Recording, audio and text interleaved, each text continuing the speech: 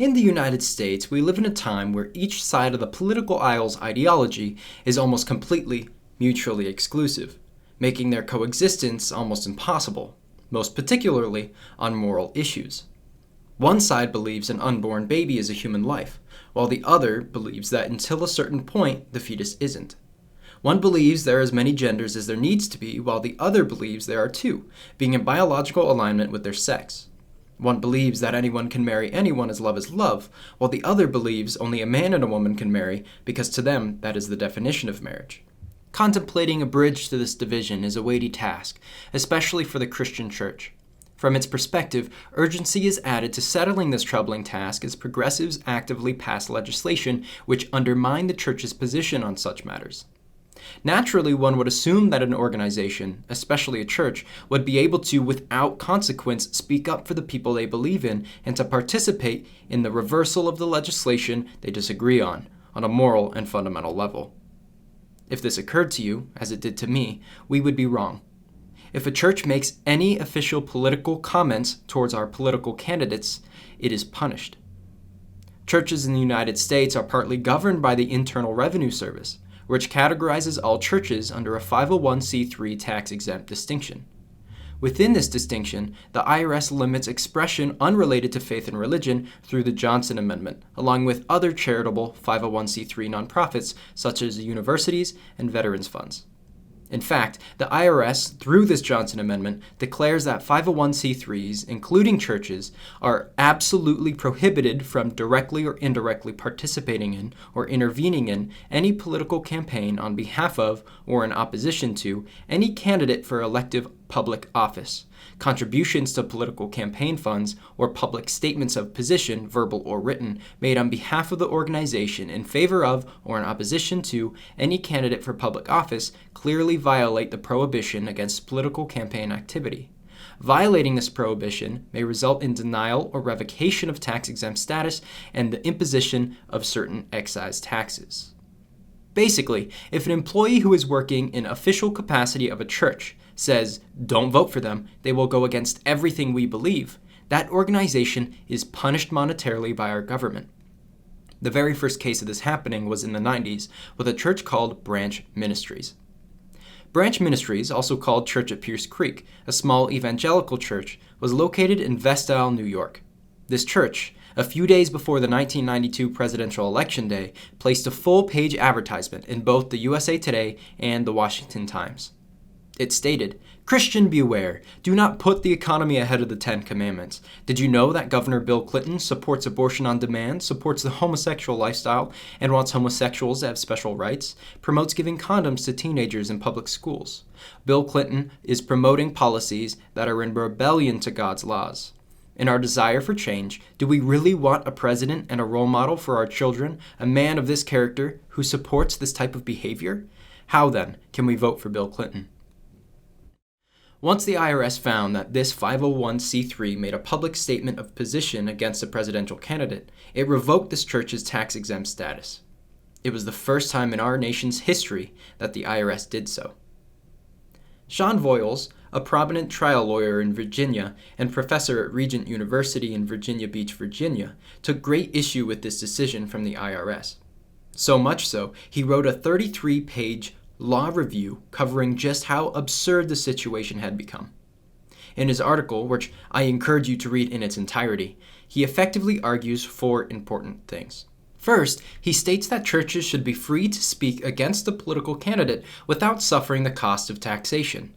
The opposition usually claims that a church should not be able to have its cake and eat it too, but Voiles argues that it's more important to recognize the long-standing tradition of churches to publicly pronounce moral judgment on the social and political views held by politicians, political candidates, and governments.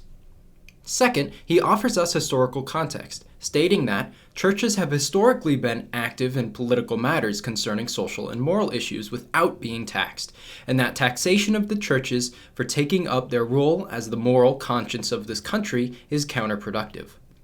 Voiles also cites a renowned nonprofit attorney, Bruce Hopkins here, who comments on the constitutionality of the issue at hand, saying that many Americans are predisposed to think that in their country, religion and politics must be separated from one another. This view, of course, is attributed to the First Amendment to the Constitution, which states that Congress shall make no law respecting an establishment of religion or prohibiting the free exercise thereof. The First Amendment precludes government from establishing a religion. It also prohibits government from interfering with the exercise of religion. However, it does not limit the right of religious communities to influence the conduct of the government. Under the Constitution, while government may not play a role in religion, religion may play a role in government.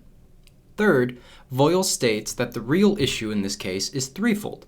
The IRS's action and policy infringes on the freedom of speech, freedom to exercise religion, and violates Pierce Creek's right to equal protection of the laws, as the IRS selectively enforces the campaign ban, which, by the way, has still happened 20 years later, where over 400 conservative organizations won settlement from the IRS with very similar issues in 2017, per National Public Radio. Fourth, he concludes that the United States District Court for the District of Columbia should adjudge the application of the campaigning ban to churches as contrary to American history, unintended by Congress, and unconstitutional. In short, a decision vindicating Pierce Creek's public judgment on the candidacy of President Clinton will recognize the distinction between moral judgment and partisan politicking. However, the U.S. District Court for the District of Columbia decided against Pierce Creek and against a church's freedom to actionably be the moral voice to society and politics. In this decision, there are three notable things. The first being that withdrawal from involvement in politics did not violate the church's religious views.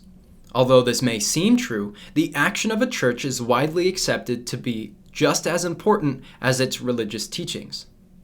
In 1941, even the Third Circuit Court of Appeals stated, "Religion includes a way of life, as well as beliefs upon the nature of the world and the admonitions to be doers of the word and not hearers only," and "Go ye therefore and teach all nations," are as old as the Christian church.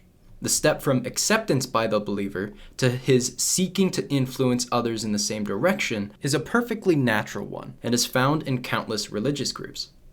Despite understanding how the judges came to this first point in this decision against church action, their decision is impractical and removed from the reality of how churches across religions work.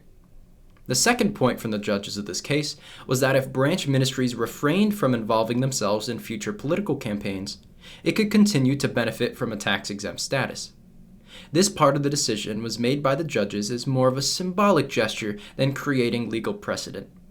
It is in line with what they have stated about this case in the past, saying, because of the unique treatment churches receive under the Internal Revenue Code, the impact of the revocation is likely to be more symbolic than substantial. Finally, the courts also decided that if the church felt so inclined, it could just incorporate a separate organization under a different chapter of the tax code.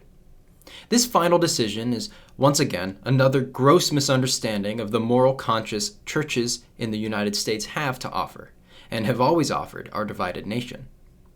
Through these decisions, the court successfully thwarted a fight for a bona fide church's freedom of expression, and simultaneously brought up a very confusing aspect to this whole freedom of expression in the church conversation.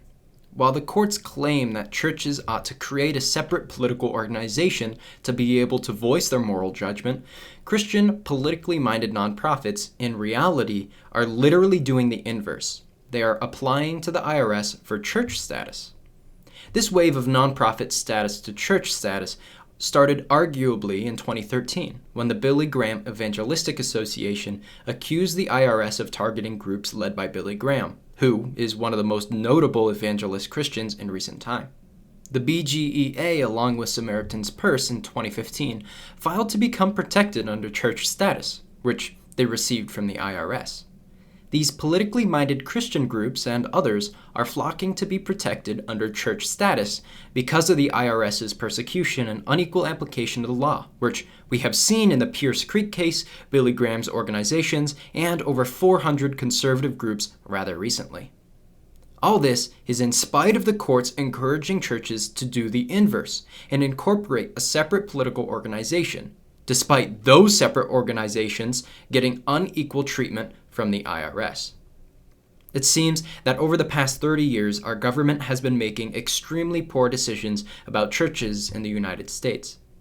The enforcement from the IRS is unequal, the decisions from the courts are impractical, and the effects of the Johnson Amendment are crippling, not to mention unconstitutional.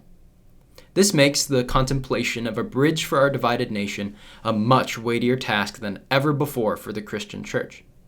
The laws our government have put into place is restricting our speech, and it's not helping in the fight for our freedom and against division. The law must change so that churches may speak moral truth in love and kindness, not partisan politics.